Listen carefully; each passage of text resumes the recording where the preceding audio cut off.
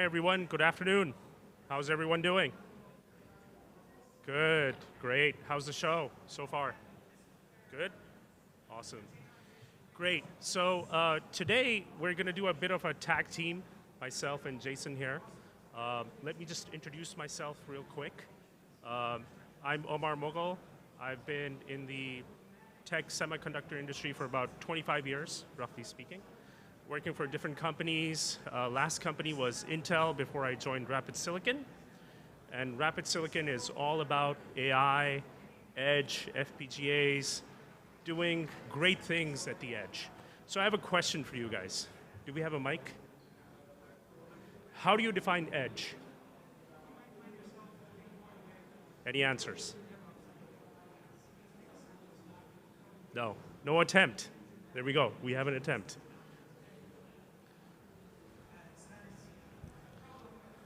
It's data processing that you want immediate, something that doesn't necessarily need to live in the cloud because you need a faster reaction or a data feedback.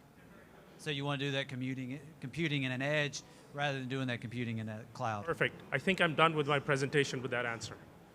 It's perfect. Yes, exactly. That's exactly what the edge is. And what are we doing to make it intelligent at the edge? So, depending on who you ask, the edge is different. Some people say the button might be the edge, the cell phone might be the edge. When we talk about the edge, it's more about what are we doing on the factory floor, as an example. Smart factory. What are we doing for smart surveillance? What are we doing for healthcare? What are we doing for smart buildings? What are we doing for smart cities? So, if you look at it, the sensor market is growing at a huge CAGR. Right now, we're looking at anywhere between 20 to 25%. And if you look at the sensor market, it's going to explode here in the next few years. So you'll have 27 billion sensors. That's a lot of sensors. That's a lot of data. This is data in your car. This is data in your home. This is data in your office, in your factory, in your anything you can think of. There are sensors over there. So what are we trying to do? There are so many things which are emerging in IoT right now. There's connectivity, there's workloads, there's algorithms, there's AI, there's ML. There's so much work that needs to be done. What we are trying to do is actually bring a platform for the edge, which is programmable and open source. And I think Jason will talk a little bit more about that. So this was my question. What is intelligent edge? Now you have all these sensors. You're getting so much data. What do you do with the data? How do you make sense of the data? Can you use it? So there was a report done in 2017, 2018 by the US government. They were collecting a lot of data. Guess how much they were actually utilizing as a percentage? Guesses?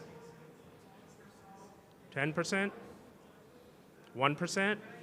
1%? 4%.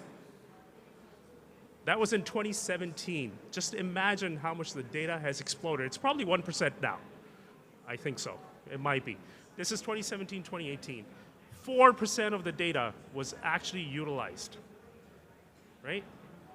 20% of the total data was actually kept in a place where it could be processed, and you could actually get some data and some intelligible information from it. 80% was stored and never looked at. So the reason why you need intelligent edge is as the data is coming in, you can look at the data, you can make sense of it, and you can actually utilize some of the information, clean it, and make some decisions, some real-time decisions. For example, on the factory floor, what do you need to do? You have workers working, you need some machine vision just to make sure that somebody's hand is not in the middle of some press. If there is, stop it immediately. You can't go to the cloud. The latency is too long. It's going to take so much longer to make decisions. You need some real-time data.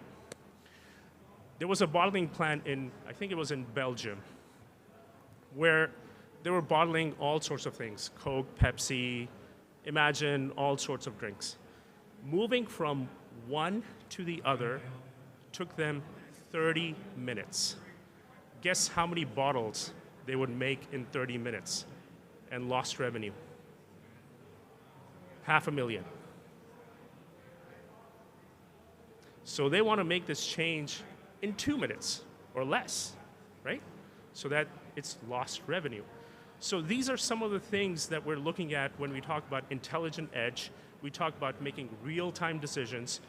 We talk about, when we talk about surveillance, I know a lot of people are worried about the security and the safety and, your personal information. But really, if you have a person of interest, any guesses which city has the most surveillance cameras in the world? Sorry? Shanghai? London. London, actually. So what is London trying to do? They're trying to daisy chain their cameras, so if there is a person of interest, the cameras would follow that person of interest. What does that require? AI, intelligent edge. You need all the real-time analytics to actually follow that person, right? So there's a lot of stuff for safety and security, which is important for us as well. Shanghai is a close second, by the way. They might overtake London by 2025, I think. But yes, you were close.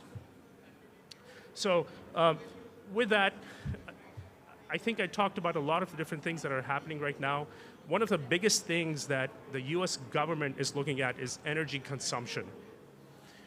If you look at the greenhouse gases, CO2, all of the bad stuff going in the environment, 70% is coming from energy generation.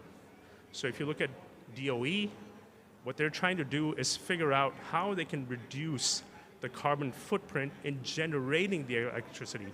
And frankly speaking, Teslas are not helping. So, so that's some of the things that we are looking at and working with a lot of agencies and companies in trying to figure out what can we help them with in making real-time decisions as well. Okay. With that, I'm going to pass it over to Jason real quick, and he can continue on walking you through what are we doing for the intelligent edge. Great. Thanks.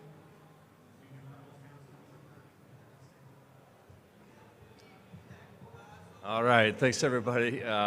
Like Umar, I also have 25 years of experience in the industry. He came from Intel, I came from AMD. So we both come from different sides of that fence. However, we both arrived at the same problem, which is how do you process all this data? How do you deploy hardware solutions to solve this problem? Big server class CPUs certainly can't be put into an edge device, right? And as you can see from the slide, these markets are ubiquitous. They're smart cities, medical devices, autonomous vehicles, which we all know, smart factories, intelligent networks. Even in audio-visual broadcast systems, they can automatically, without the user having to change the parameters of the camera to adjust for white balance or different scenarios. Maybe it gets darker from the clouds. Intelligent cameras can now adapt to the events and the backgrounds and the environment faster than humans can to give you a better picture. So all of these cases we're seeing deployment in these types of things, but certainly in the industrial markets or applications where he got into the examples of bottling cans or drinks.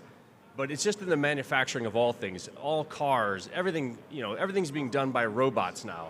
Those robots have to be highly connected. Something has to be supervising those robots through machine vision or other ways to make sure they're all operating in synchronicity. Additionally, looking for defects. As a product comes through the line, cameras can be sitting there to detect defects to make sure there's no anomalies in the products.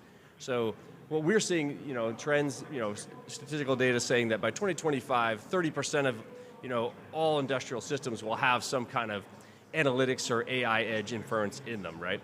And if you look under the hood of that, what does that mean? That means, sure, they're making some intelligent edge decisions, right? But like I just said, to do defect detection or anomaly detection in a manufacturing line, you have to have higher visibility or resolution into what you're looking into. So the sensors that we're talking about, whether image sensors or even just vibration sensors and things like this, these types of sensors are deploying and also increasing in their complexity. We see cameras going from HD cameras to 4K to 8K type of cameras. And of course that puts back pressure on the compute power as well as the back-end network if you're going to transport this up to a cloud for processing. So in effect, what we definitely see is the trend that markets are increasingly requiring more processing capability and lower power at lower cost points. And it really takes a new kind of silicon provider to provide these solutions. Most of the businesses in place right now certainly don't have that kind of capability, or it's too much of an opportunity cost for them to go after. As we've all kind of identified, here, the real goal here of edge processing is to reduce the latency, faster reaction times, and eliminate that network bandwidth, right, or reduce it, because that network bandwidth is power and cost hungry. And by keeping that data, localized, it adds other values like increased data security, of course, improved reliability and autonomous behavior, right? And again, all these things must happen in a reduced power and cost-effective environment. This is the real battle we're getting over with, is this insurmountable data that's being generated and how to intelligently filter it from going all into the cloud and being able to improve our real-time decision making. So let's just look in the case of smart networks, how much data is being generated from our phones, from the computer, and the traditional network topology is that all of that network data is just broadcast to every single switch and every single router within a massive parameter, right? We now know that that's just overwhelming all of these data centers and these switching network places. So if we can intelligently make decisions on what the packet type is, where it's going, and what type of packet it is, we can reroute it now more intelligently through the network and save that massively broadcast interface and that data stream. But when we look at applications, how this is being deployed, the interfaces, what they plug into, are different from every single customer we go to. Some customers might be interfacing through Ethernet. Some might be producing data and going through a CAN interface, like in a car. Or a time-sensitive network in an industrial factory. This is just a select few cases. So as a silicon provider or manufacturer, you want to provide, of course, the interface to the customer that's native to what they're doing. But how can you build one device that works for all when they're all using different network interfaces, when they're all doing different protocol decoding? Whatever the data is coming, it has to have some kind of protocol or data decoding layer, right? And then they all might be doing some kind of different AI application. So it's what you see here, unless everybody in the world can afford to build ASICs, which not everybody can anymore since the price of ASIC costs have gone through the roof, you need some kind of flexible device to adapt to each of these different types of scenarios. Like the last guy was just talking about his airlines and deploying sensors in in their airports. That is a completely different use case than the industrial factory guy or the surveillance guy we just talked about. The AI applications are different, the protocol decoding is different, and the network interface is completely different. So somebody has to build a solution where you can build a flexible environment. And of course, for data processing, it's the same thing, whether the data is coming in from sensors or high-speed data converters or even network interfaces. You still have the same flexibility of configuration. That's a problem. And what we're all trying to get after here is doing some kind of real-time edge processing, right? How can you build this? Scalar processors buffer everything in memory and then operate sequentially in time, right? We now know AI algorithms and even image signal processing, these types of things, these types of functions want to be operated in parallel. So you can really increase the speed of the operation by doing things in parallel and locally, where you can create custom memory hierarchies for those applications and those functions. And FPGAs basically are, again, the perfect application for this. Again, we've hit on this one already. The benefits of this, of that lower latency. The remote management is something we haven't talked about. Again, you need in these types of devices that implement this in hardware to be remotely configurable and remotely manageable. And so if there's an update that needs to be pushed to the field, you can't really do that in an ASIC. You know, it can't be changed. Its function is fixed, and it's fixed. And FPGA, of course, the F in FPGA stands for is for field programmable, right? So, and again, keeping that security localized as resilient as well. Another thing we believe, I want to back up here real quick, is scalability is on this slide. That's something we haven't really talked about as well. To get to billions of devices, and again, we're just talking 35 billion devices in the next few years, you can't deploy software solutions where, again, they have to be flexible without open source software, tools, and ecosystem support. We just can't scale without this kind of support. And so, all of the hardware companies that exist today, especially in the FPGA world, rely on proprietary solutions, proprietary tools, and proprietary architecture. That is the old world. As we've seen what Linux, RISC-V, and other hardware solutions have done over time, they have had proven historical growth, not only in the communities, but as far as access and innovation of the tools. No longer are we constrained to no longer do we want to be constrained to a proprietary solution provider like AMD or Intel to control what the tools look like, what the hardware looks like. We want to leave that to the communities to help define this. That's where all the great innovation is coming from.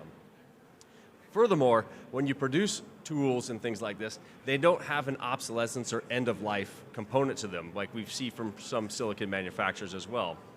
That allows you, again, to differentiate on your end application and do your own things. So open source has incredible advantages, and we don't believe at Rapid Silicon that we can achieve this level of scalability if we don't embrace open source technologies and tools and solutions. So it is in our DNA to do that. And what the tagline shows you at the bottom, one differentiator we have and no other silicon provider enables right now is a completely open source EDA tool. We will be the first company that brings this to market. Again, that's what my first bullet on this slide is. Again, being the first to market, that enables us to be ahead of all the curve of these other companies that do jump onto this bandwagon, which we do believe this will be a disruptive industry. It will force the other vendors to do the same type of thing. But again, by reusing these common components that we have available to us in the ecosystem, it allows our customers to just really own what they depend on and iterate and innovate where it matters. By leveraging the open source components, it enables them to rapidly accelerate the development of their products. And again, just the economics of this makes sense as well, because not only do the open standards have explosive growth, and that's not just from like support and innovation through that standard, but through the frameworks. We all know when we do AI algorithms, it's either through TensorFlow or CafeNet or other framework that are open source based. We see this with image signal processing, with robotics in autonomous operating systems. Just these types of economics just make sense.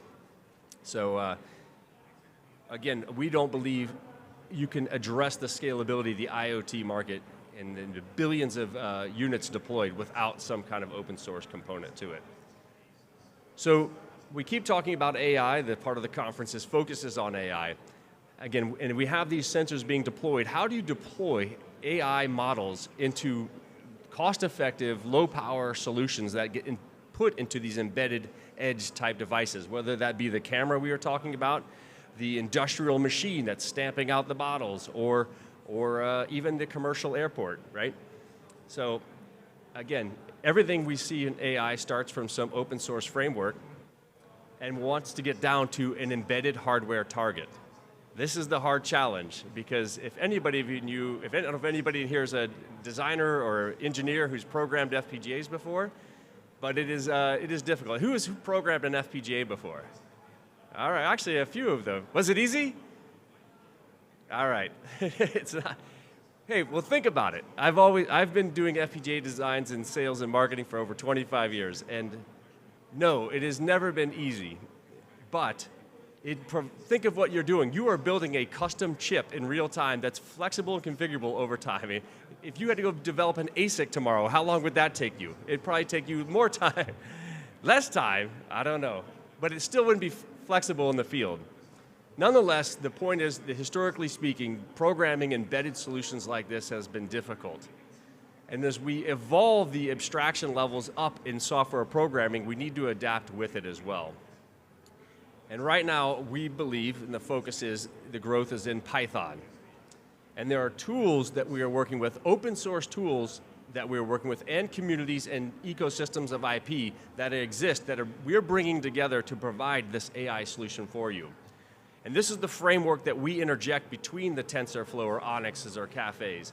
First of all, there are already a complete ecosystem of high-performance front-end IPs for doing some kind of AI inference, whether it's a convolutional network or you name it, right? Those exist, but none of those are built or optimized for your particular application, right? Then we have efforts from like the Googles of the world who are investing into the CFU IP. So it's a framework that allows you to embed AI algorithms into hardware, whether that be an ASIC or an FPGA. But again, that's a universal and agnostic solution that doesn't really optimize to a certain architecture. So it does really come down to the manufacturer themselves, like us, to provide a model network that deploys in our hardware quickly and easily and efficiently and optimized for our architecture. And this is where the three-pronged solution comes from us. You really have any choice you want, but we give you optimized solutions to get down to our target itself. And again, this is all going from a Python to RTL flow. So if you can write Python code, you can program an FPGA. You don't need to know Verilog or VHDL. And while traditional models would tell you that's not efficient, I will tell you now that this is an effort we're putting in a lot of energy into, and this is more efficient than your traditional C to gates method. This is a much more efficient and easy to use solution. Now enabling software engineers to actually deploy AI algorithms and solutions into flexible hardware designs. Whoops, went too far there. Yes, at the end of the day, what I want to say is yes, we know this intelligent edge is here. It's transforming, and the only constant in it is change. It's changing how it's being used and deployed. It's changing how it interacts with the rest of the world. And what I've just described is that from all those different types of scenarios, the intelligent edge needs to be flexible. It needs to have flexible compute power and flexible interfaces and flexible other solutions it can provide to the market.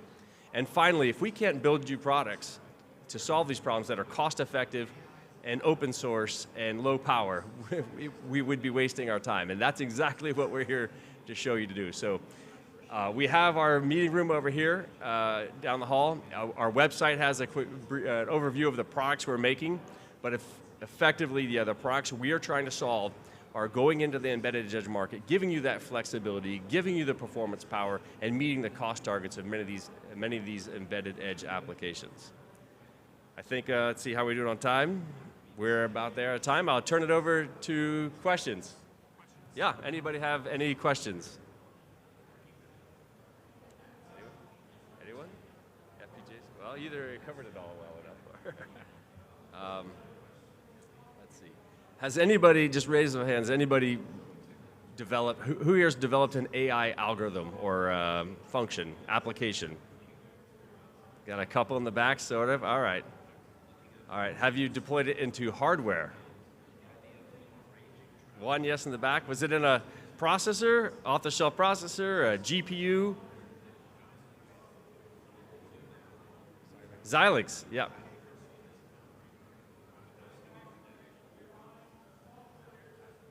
Oh, great question. Well, I say it came from AMD, but I really came from Xilinx. AMD just bought Xilinx for $50 billion, and guess where the focus went? To the data center. So Xilinx has a solution to implement, that's an FPGA company too, they have a solution to implement AI models into their hardware. And you remember what that solution IP was called? Wow, that's the programming tool. To actually run your AI model in hardware, it runs on something called the DPU, the Deep Learning Processing Unit. That's a piece of IP that Xilinx provided. And guess what? It does work. When you put the DPU up against a GPU or a scalar sequential processor like your desktop PC, it will outperform them because you can build the neural network models into hardware and do multiple parallel instruction and data processing, right? That's the whole value, parallel processing. The problem with the Xilinx solution is, and we are solving that problem, is the Xilinx solution gives you a piece of IP. It's a piece of fixed IP. So we all know how network models work. They're not always shaped to be a certain format or function, right? They can be really wide for the first 2 layers of neural networks and then start to scale down, have like a triangle or pyramidal effect, right? And you're trying to stick that into a square box. So the Xilinx IP would give you a model you can drop in, and it would have to squeeze that algorithm fit into that model and operate on it. And yes, that was somewhat effective and efficient, but it could be better. And what our model is, I'll show you, go back here, what we call the Mindflow framework, we are able to not confine you to a fixed piece of IP. We actually take the output of your framework, run it through our algorithms, and actually build a custom piece of IP for you. And when you build that custom piece of IP, you get a much more smaller, lower power, more cost sensitive, and efficient implementation of your algorithm. And look, very soon, in fact, I think it's today or next week, we have a blog we've just written today. We just published a blog on this from our CTO office on these models, how they interoperate and how they can save you cost and money and so. And the problem with like the DPU for Xilinx, it doesn't fit into a small device. You have to get into a larger Xilinx device to implement that. That costs more money. The targets that we're doing for the same type of frameworks and applications will cost probably a quarter of the Xilinx cost. And that's the disruptive piece here. And it's really because we are focusing on embedded edge products, where they are focused on data center products. But great question, thank you.